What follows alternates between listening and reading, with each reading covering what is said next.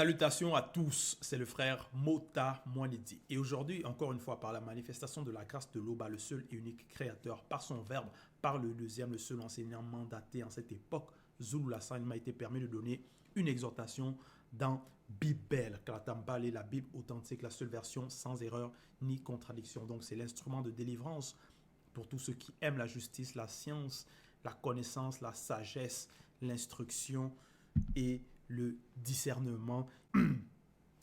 Donc aujourd'hui dans cette exhortation, on va aller dans le livre de Mon. Il est connu sous le nom de Salomon dans les Bibles actuelles classiques, mais son vrai nom c'est Mon. Et on va aller dans le livre Mutatedi et ses orientations à l'ouverture de la sagesse. Donc dans ce livre, Mon donne beaucoup de conseils, d'instructions par rapport aussi à la vie de l'homme dans le visible, comment il doit se comporter et les comportements à éviter. Et au chapitre 14, à partir du verset 3 jusqu'au verset 16, il dit ceci. Donc le titre c'est Envie et avarice. Déjà l'envie, c'est parce qu'il y a deux sortes d'envie. Il peut avoir une bonne envie et il peut aussi avoir l'envie qui est mauvaise, qui va aussi être synonyme aussi avec la jalousie. Donc c'est envier les autres, convoiter.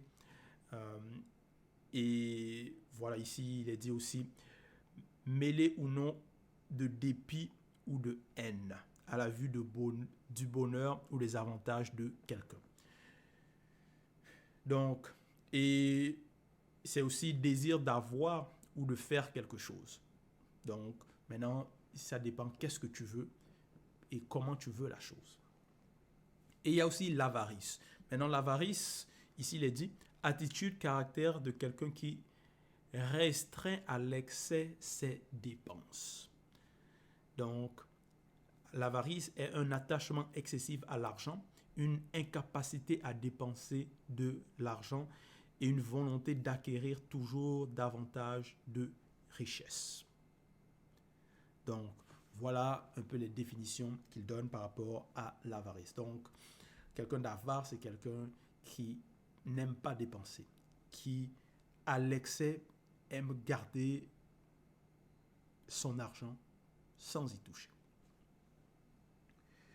sans le dépenser. Donc, ici, au verset 3, donc, Mutatedi par Mon, 14.3, il est dit, à quoi sert la fortune, virgule, si on est avare? Point d'interrogation. Donc, il pose la question. Ça sert à quoi d'avoir la fortune? La fortune, c'est beaucoup de biens, beaucoup d'argent, donc avoir beaucoup de richesses. Donc, à quoi ça sert d'avoir beaucoup de richesses, mais d'être avare? Donc, à l'excès, se restreindre de dépenser. Donc, cette richesse-là sert à quoi?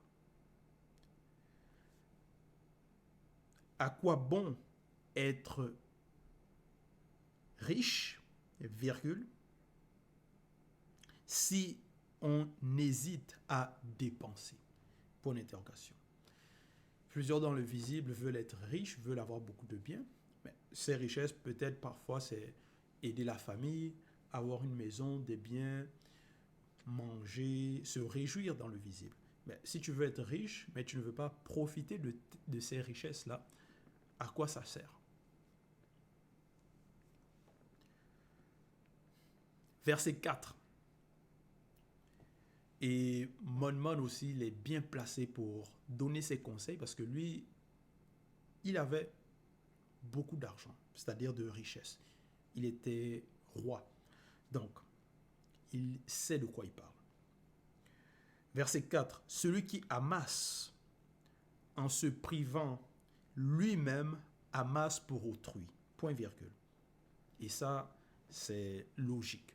Parce que tu amasses, mais si ce n'est pas pour ton bien, si ce n'est pas pour ton avantage, si ce n'est pas pour tes besoins, pour ta satisfaction, un jour tu vas mourir, tu vas aller dans l'après-vie, donc tu ne vas pas vivre éternellement dans le visible, dans cette réalité. Donc, ça va aller à d'autres personnes, soit peut-être descendant, ou il peut, il peut avoir d'autres formes d'héritage de distribution d'héritage. Donc, voilà. Celui qui amasse en se privant lui-même amasse pour autrui. Point virgule. Donc, ça va être d'autres qui vont jouir du bonheur que peuvent procurer ces richesses. Avec ces biens, d'autres vivront dans le luxe. Point. Avec ces biens, d'autres vivront dans le luxe. Point. C'est ça. Donc, d'autres vont être contents, être dans l'abondance, profiter des richesses. Mais la personne qui a, au verset 4 ici, celui qui amasse en se privant, ce qui amasse, peut-être qu'il va dépenser beaucoup d'énergie, d'efforts. Il va cogiter, essayer de peut-être monter son entreprise, travailler beaucoup, mais il ne va pas profiter de ces richesses-là. S'il meurt, ça va être d'autres personnes donc qui vont se réjouir de cela.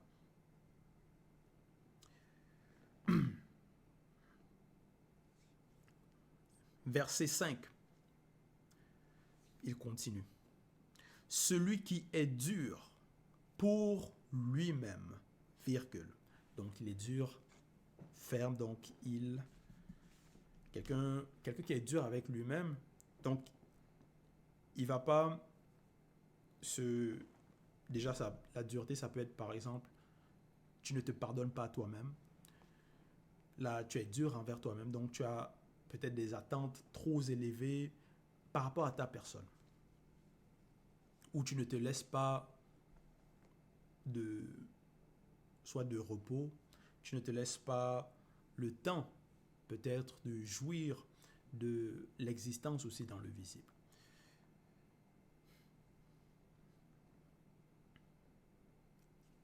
Celui qui est dur pour lui-même, virgule, pour qui serait-il bon? Point d'interrogation. Il ne jouira pas de ses trésors. Point. Donc, quelqu'un qui est dur comme ça, qui a cette mentalité, il va être bon par rapport à qui? Si déjà lui-même, donc en étant dur avec soi-même, la personne se fait du mal à elle-même, comment elle va pouvoir faire le bien à d'autres personnes? Donc il faut déjà se considérer soi-même. Et il dit, il ne jouira pas de ses trésors. Donc quelqu'un de la sorte ne va pas jouir, ne va pas se laisser des opportunités, des occasions d'être dans la jouissance aussi. Mais ici, ça doit être selon le verbe, bien sûr. Donc déjà, la richesse doit être bien acquise selon le verbe. Et on ne doit pas se priver non plus du bonheur que cette richesse-là, du bonheur selon le verbe que cette richesse peut nous apporter. Verset 6. Il n'y a pas pire que celui qui se maltraite soi-même. Virgule. Donc, Mon il dit, il n'y a pas pire. Donc, c'est quelque chose de grave. Il n'y a pas pire que celui qui se maltraite, celui qui se fait du mal. Et il y a des personnes ainsi, elles vont se flageller elles-mêmes. Donc, c'est là dans la suite, virgule, la rançon de sa méchanceté. Point. Donc, ça, c'est comme une punition. Donc, parce que ce que la personne va semer, c'est ce qu'elle va récolter. Verset 7. Même s'il fait le bien, virgule, il le fait par mégarde. Donc, virgule. Mégarde, c'est Définition: par inadvertance, sans le vouloir, par erreur, sans le faire exprès. Donc, c'est-à-dire que ce n'est pas volontaire. Donc, si quelqu'un fait le mal, celui qui se maltraite lui-même, s'il fait le bien, c'est par mégarde. C'est pas sa volonté, en fait. Et finit par révéler sa méchanceté. Sa méchanceté. Donc, ses œuvres, ses actions, la méchanceté qui est à l'intérieur de la personne, parce que c'est ça. Quelqu'un qui va se maltraiter lui-même, qui va se priver, ça va représenter quelqu'un qui est méchant. Et cette méchanceté-là ressort. Verset 8. Il est mauvais, virgule. L'homme aux yeux envieux, virgule. Donc, envieux, la définition, comme j'ai donné, c'est aussi la convoitise.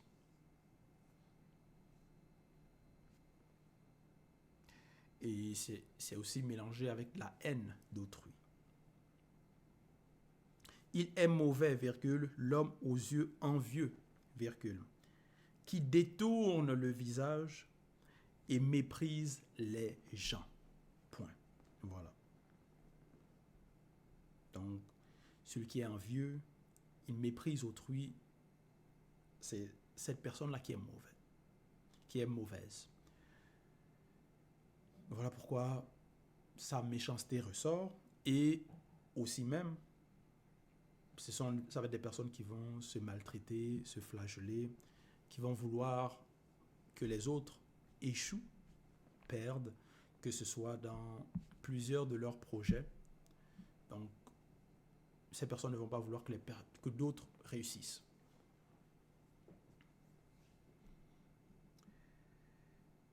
Et ils vont mépriser, haïr les personnes.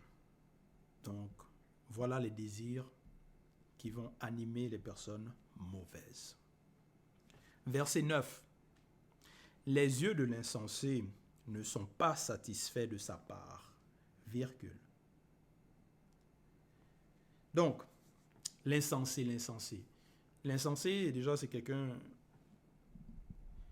qui va désobéir, qui ne va pas être intelligent, qui va aller contre les lois, les ordonnances, les préceptes, qui va agir de façon immorale. Et il y a aussi l'insensé, celui qui dit non, le Créateur n'existe pas. Donc ça, ce sont des insensés.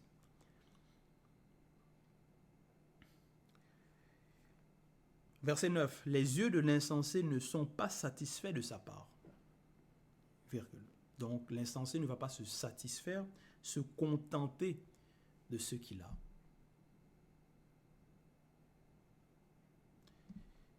Mais ce n'est pas fini.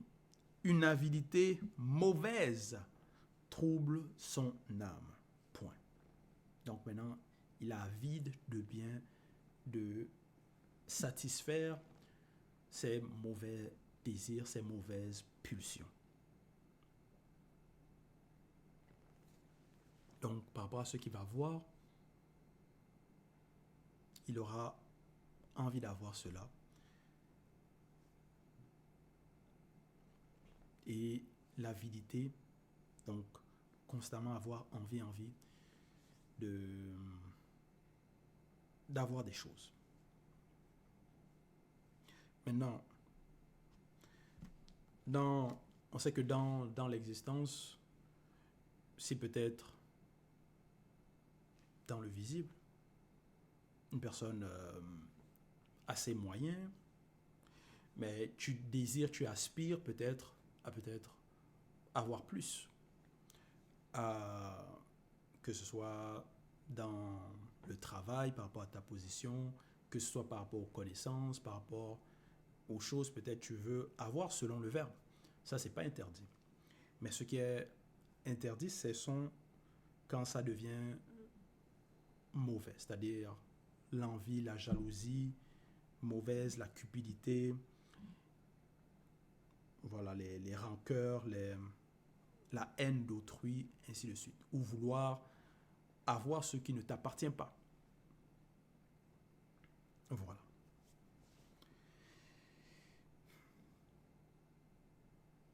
C'est ça. Donc maintenant, verset 10. L'avare est chiche de pain et il manque à sa propre table.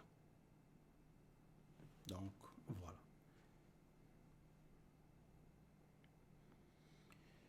Donc, quelqu'un d'avare, même les donner de petites choses, peut-être qu'ils ne sont même pas dispendieux, ça va être difficile pour cette personne. Verset 11. Mon enfant, virgule. Donc, parce que Mon, il a déjà exposé l'avarice, les méchants, les mauvaises envies, les insensés. Maintenant, il va dire ceci. Il dit ceci. Mon enfant, virgule. Donc, comment est-ce qu'on doit agir? Mon enfant, virgule.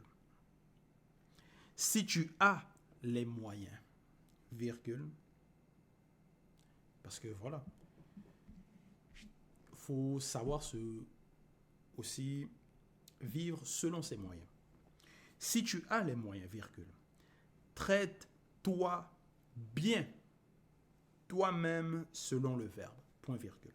Oui, il faut apprendre parce qu'il y a des personnes, parfois ils vont vouloir donner. Une personne va venir les demander, non, prête-moi de l'argent, non, donne-moi ceci, donne-moi cela. Tu vas donner, et elle-même, parfois, elle va se retrouver dans le besoin. Ne va pas pouvoir subvenir même peut-être à ses besoins essentiels, pouvoir se nourrir, ainsi de suite. Et donc ça va la laisser, la personne va être encore dans plus de troubles.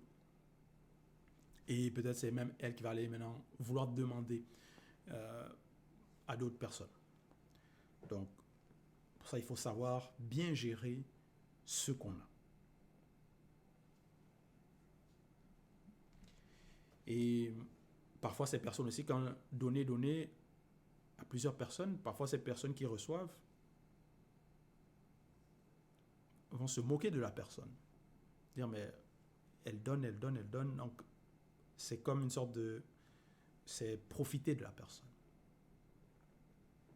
Ceux qui ont... Parfois, elles vont demander les personnes alors qu'elles ont les moyens de subvenir à leurs besoins. Ou peut-être de trouver un travail, ainsi de suite.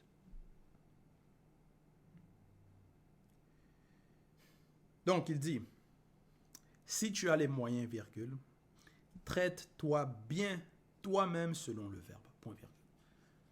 Donc, il faut bien se considérer. Il faut déjà se considérer. Et donc, bien se traiter. Point virgule, si tu as l'occasion, virgule, fais un bon repas. Point. Parce que faire un bon repas, c'est quelque chose de simple, c'est agréable, voilà, ça plaît aussi. Donc il faut savoir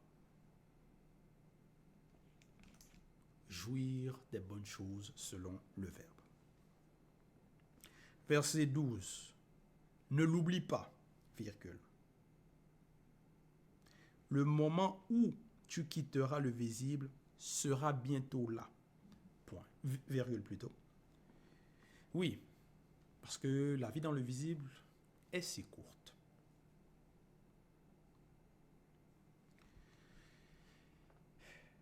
Par rapport aux hommes, dans l'après-chute du visible, par rapport même à la période que nous sommes. Parce que nous savons que les ancêtres, il y en a qui vivaient près de 800 ans, 900 ans dans les temps jadis.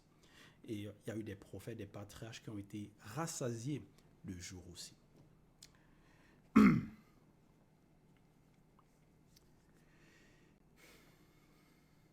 Mais néanmoins, même si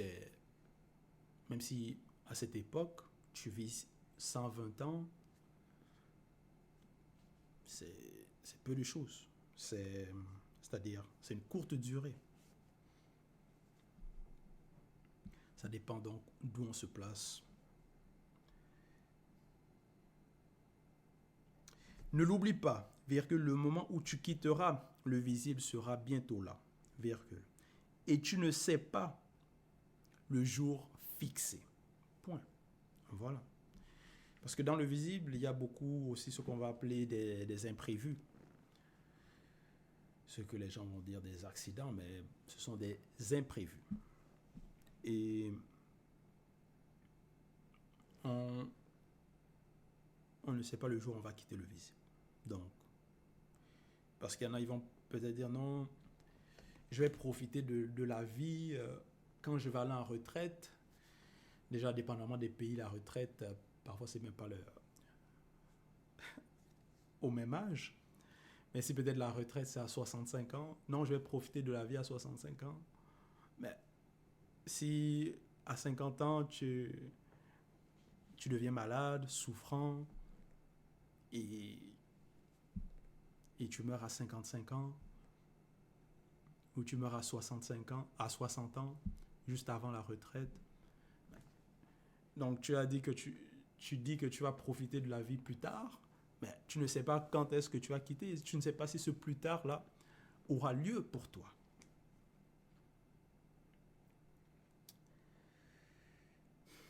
Donc, voilà. Verset 13. Avant de quitter le visible, virgule, fais du bien à ton ami, virgule. Voilà. Donc, il faut savoir à qui on fait du bien. Et il dit ici, fais du bien à ton ami. Donc, l'ami, ça va être quelqu'un qui va partager ta foi, qui va aussi vouloir de ton bien. Donc, qui va peut-être être là au moment de... lorsque tu vas peut-être passer par des tribulations, des malheurs, il va être là pour te soutenir aussi. L'ami, ça peut être quelqu'un qui te donne des conseils, voilà. Donc, ça va être quelqu'un que tu passes du temps avec aussi. Donc, vous avez des liens d'amitié et une sorte d'intimité. Donc, c'est quelqu'un aussi que tu considères. Donc, avant de quitter le visible, virgule, fais du bien à ton ami, virgule, selon tes possibilités, virgule. Donc, ça, c'est très important. Selon les possibilités. Sois généreux et donne-lui selon le verbe. Point. Donne-lui selon le verbe. Donc, parce qu'il y a dans le visible, il y a des personnes parfois, elles vont être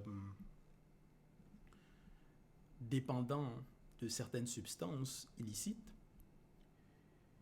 Voilà, la drogue, tout ça là,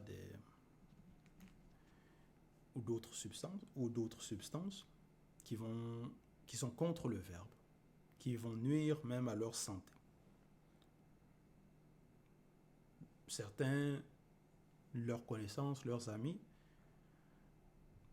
quand elles vont recevoir la requête de la personne, que non, donne-moi de l'argent, il faut que j'aille peut-être m'acheter des cigarettes, m'acheter de la drogue, tout ça là. D'autres vont donner. Mais non. On doit être généreux et donner selon le verbe, selon nos possibilités. Et bien sûr, il faut que la demande aussi, la personne qui demande, déjà, il faut que ce soit quelqu'un de bien, selon le verbe. Il faut que sa demande soit bien, selon le verbe. Et ainsi, on peut donner selon le verbe. Verset 14. Ne te prive pas du bonheur d'un jour selon le verbe, virgule. Donc ici, Mon il dit même d'un jour. Ne te prive pas du bonheur d'un jour selon le verbe, virgule. Donc à chaque jour, selon nos possibilités, nos moyens, les circonstances aussi, nous devons être heureux selon le verbe. Donc savoir aussi ne pas se priver de la joie, la paix, le bonheur. Voilà. Ne te prive pas du bonheur d'un jour selon le verbe, virgule. Ne laisse pas échapper ta part d'une légitime satisfaction. Point. Légitime. Parce que il y a des satisfactions illégitimes, il y a des satisfactions, des envies qui sont contre le verbe. Donc, on doit bien sûr se détourner, ne pas prendre part à cela. Mais, ce qui est légitime, une légitime satisfaction selon le verbe, pourquoi se priver? Verset 15. Ne laisseras-tu pas à un autre le fruit de tes peines? Point d'interrogation. Celui de tes fatigues? Point d'interrogation. Voilà. Voilà. Ça pousse à la méditation, ça instruit. Parce que ça pousse au questionnement. Ce sont donc des questions, c'est aussi la morale. Verset 16. Donne, virgule, prends, virgule. Donc oui, il faut savoir comment donner selon le verbe, comment prendre selon le verbe. Et réjouis ton âme, donc dans la suite, et réjouis ton âme selon le verbe, virgule. Car il n'y a plus aucun plaisir du visible à attendre dans le non-visible. Point. Oui, dans cette réalité du visible, il y a des plaisirs selon le verbe auquel nous avons droit. Donc pourquoi nous priver de cela? Donc, voilà, c'était l'exhortation, le partage, le message. Toute gloire et tout honneur à l'Oba, le seul créateur unique, vrai et véritable.